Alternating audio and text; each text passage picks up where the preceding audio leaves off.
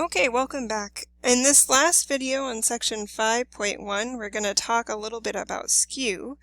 We've talked about this already a little bit in terms of comparing the median and the mean, but I just want to go through a little bit again. So a data set is called skewed if it stretches out further to one side of its center than to the other. We can see this in a box plot by comparing the two rectangles on the sides of the median. Or we can see it from a histogram like these, looking at the symmetry of the histogram that we get. So we refer to a rightward skew or a leftward skew according to which side of the center is more stretched out. So a rightward skew will look like this picture, where it's the right side of my graph that's being stretched, that's longer. This is also sometimes called a positive skew. And here's our leftward skew, where it's the left side of the graph that's being stretched out and is longer, and that's sometimes called a negative skew. And like I mentioned before, you can tell from comparing the median and the mean what your skew is. If the median is smaller than the mean, that means that you have a positive skew. If the median and the mean match, that means that you have a picture like this where you don't have skew at all. And you know, if they're close, this is sort of a judgment. Is it symmetrical, or is it positive skew if your mean and median are close together? And on the other hand, if your mean is less than your median, so this situation here, then you're going to have a leftward skew where your picture stretches out to the left. These diagrams also include the mode, which you may or may not have heard of. That's another measure of center, so let me just write out what that is.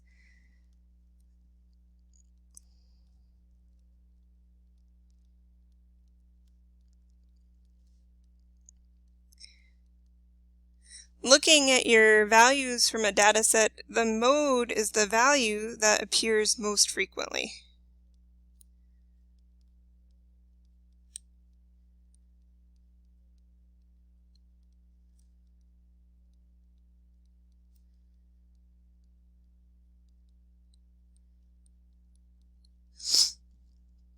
And we haven't seen a lot of data sets where the mode has been meaningful because all the values have been different. They've been small data sets and we haven't really had repeats. But let's look at an example where I just make up some values.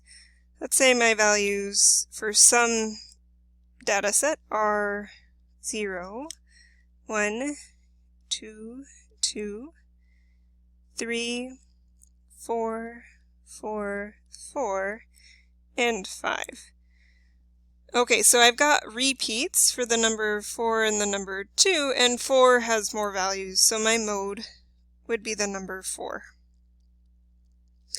Looking back at the histogram from these, histograms, we can see the mode is always the peak. The mode is the number that has the highest number of values, the highest frequency, so it's my biggest y value. And mode compared to median or mean will also give you some information about skew. But mode, again, is really only useful if you're dealing with a really large data set where that mode is going to be meaningful. In lots of our data sets, there hasn't been a mode because every value has only appeared once. Okay, so these are the pictures that go with skew, and I do want to address again why skew is important. And I think your book does a good job of explaining this, so I just copied some of the information it had. A skewed distribution is important because it alerts us to the presence of an asymmetrical risk in a given situation. So one example is if we're talking about the money lost in a particular year due to auto accidents. If you think about it, most people will go the entire year without having an accident, and so they'll lose $0. There will be quite a few, a large minority who have small accidents that cost, a few $100s to repair.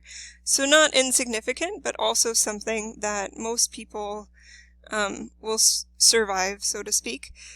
But a few will have catastrophic accidents that require them to replace their entire car. So instead of you know, having a few parts replaced, which will cost a few $100s, they'll have to pay thousands of dollars to buy a new car. If we think about graphing this, let me go back to my pictures. This is going to look like a picture of positive skew, where along my x-axis I have the cost incurred by auto accidents, and up this scale I have my frequencies. I have a lot of people near the beginning who have small costs, even zero cost.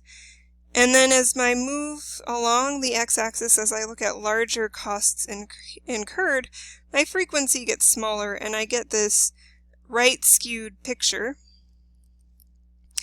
The issue that I run into is that that means that every year there's a small chance that I'll get into an expensive accident, right? That maybe it's my year to end up over here on the graph.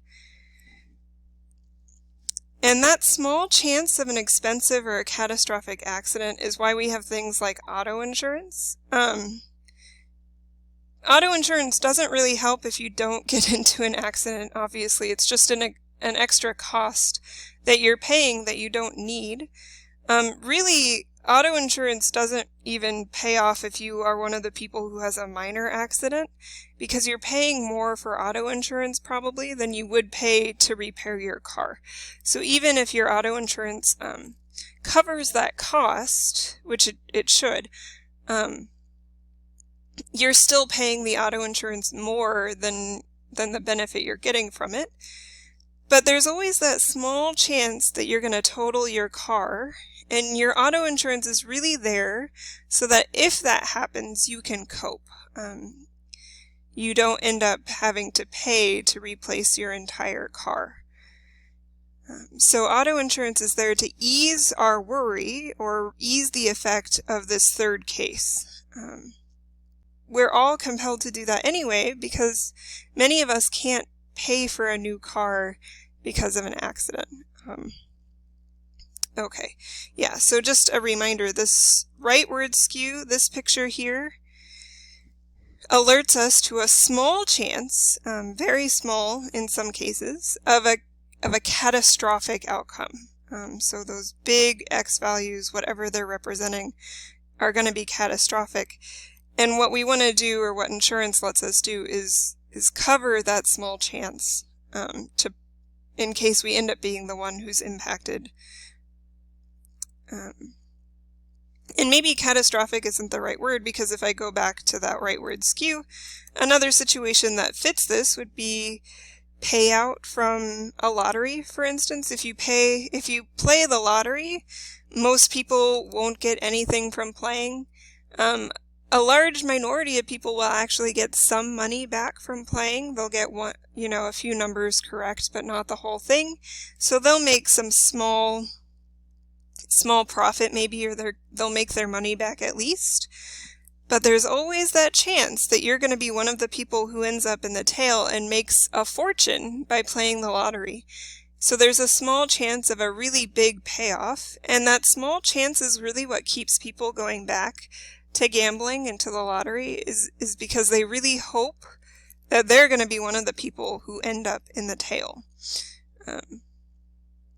Okay, anyway, so that's skewness, and it's important to keep in mind because of that tail, because of that small chance of an extreme result that you get if you're dealing with something that's skewed.